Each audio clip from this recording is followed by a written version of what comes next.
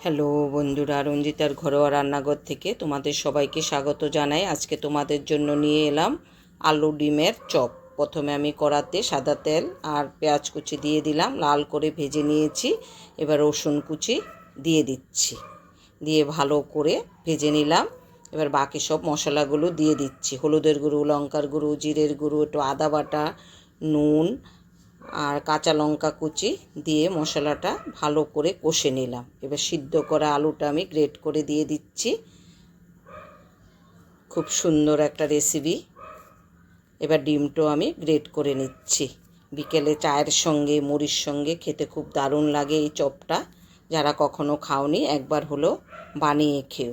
Comment করে জানাবে রেসিপিগুলো তোমাদের কেমন লাগছে, তাহলে খুব খুশি হব।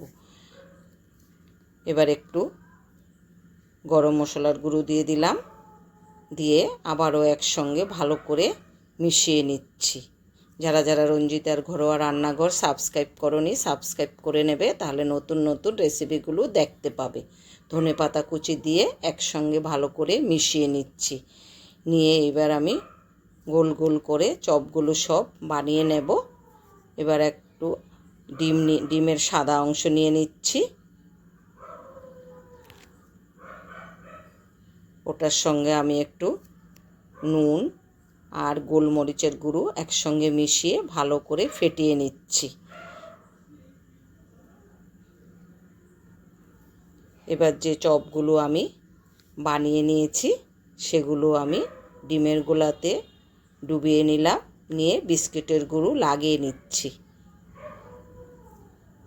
যদি রেসিপিটা তোমাদের ভালো লাগে তোমরা এইভাবে করে দেখতে পারো।